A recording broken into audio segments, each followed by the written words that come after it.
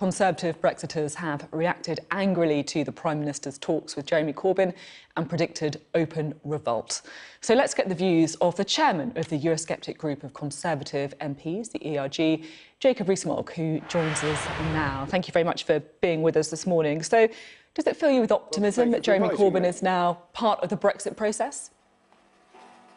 I think having Jeremy Corbyn as part of the Brexit process is a mistake. That he is not sympathetic to the government, obviously, and is a Remainer. So what you've got is two Remainers trying to work out how we should leave, ignoring the 17.4 million people who voted to leave, and ignoring the fact that Parliament has legislated not just once but twice for us to leave with or without a deal in both the Article 50 Act and in the Withdrawal Act.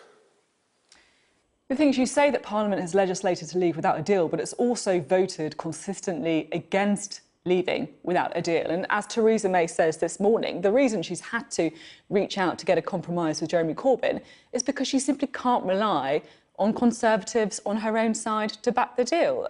They forced her hand. Well, I think that's an odd way of looking at it. The reason the Prime Minister hasn't been able to get all Conservative MPs to back her deal is that she failed to deliver on the promises she made in the Conservative Party manifesto, in the Lancaster House speech and in the Mansion House speech. She came back with a deal that potentially led to a division between Great Britain and Northern Ireland. So the reason she's in difficulties is her own creation. It's not forced upon her.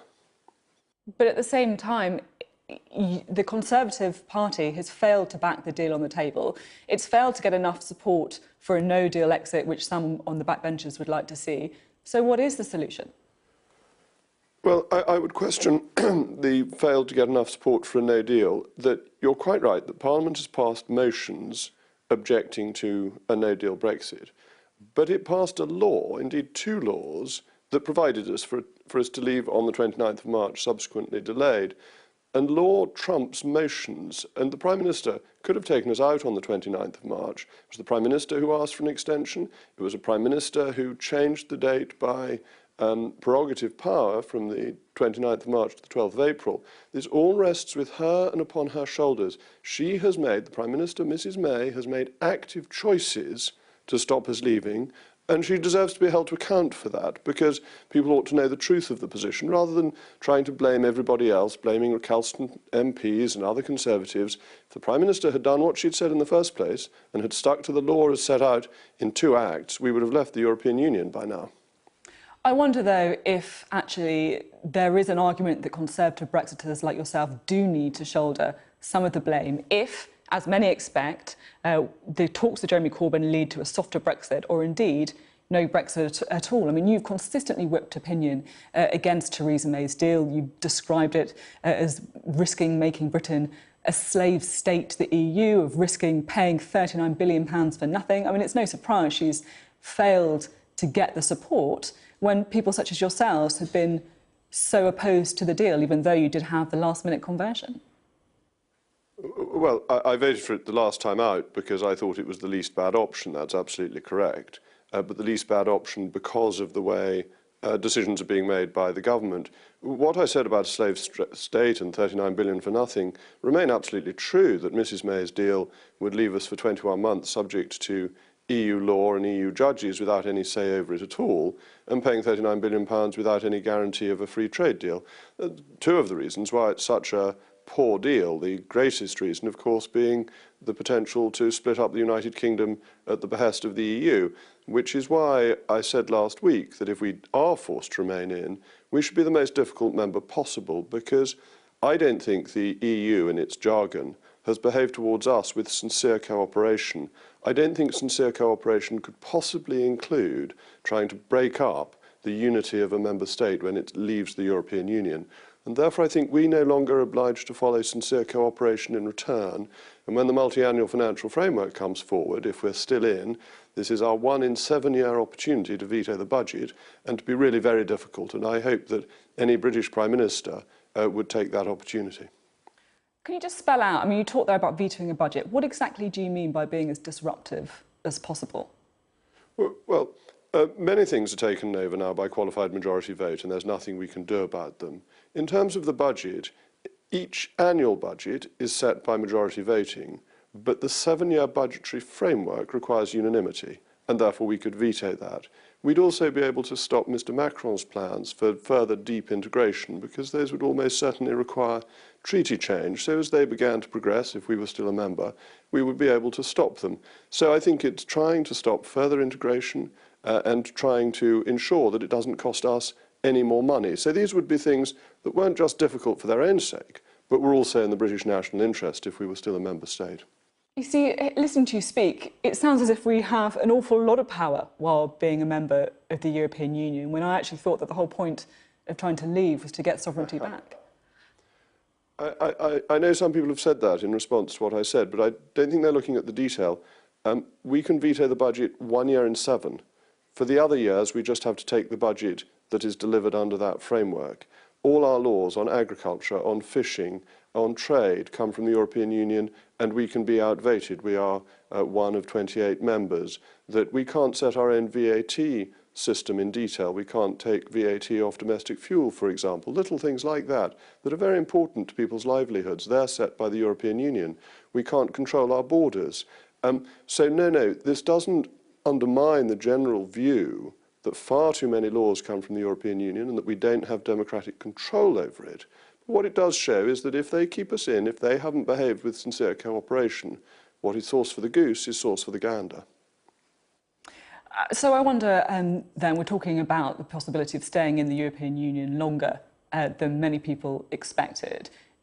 Are you going to be voting in the European Parliament elections, or do you think the Conservative Party should veto them if they happen?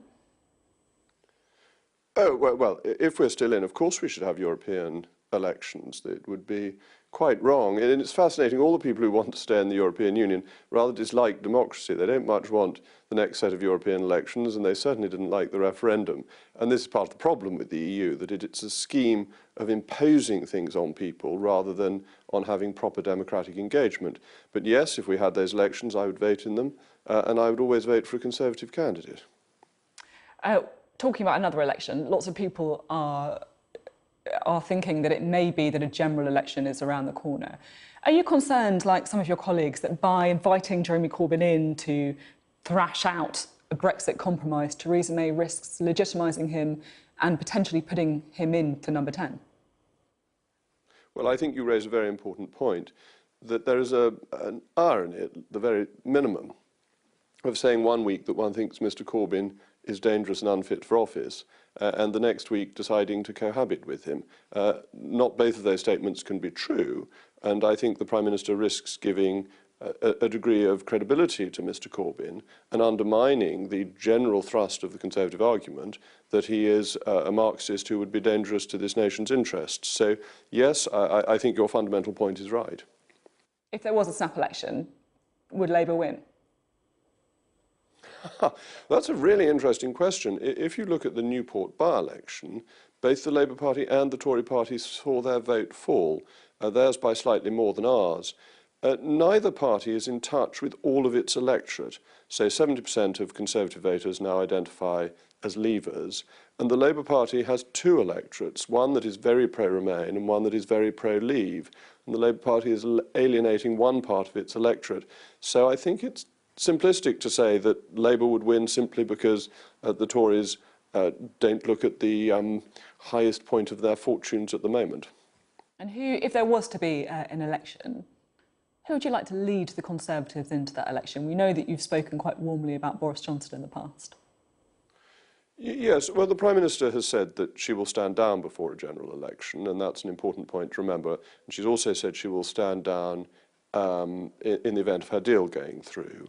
And so I think it is now legitimate to be discussing the various abilities of the different potential candidates.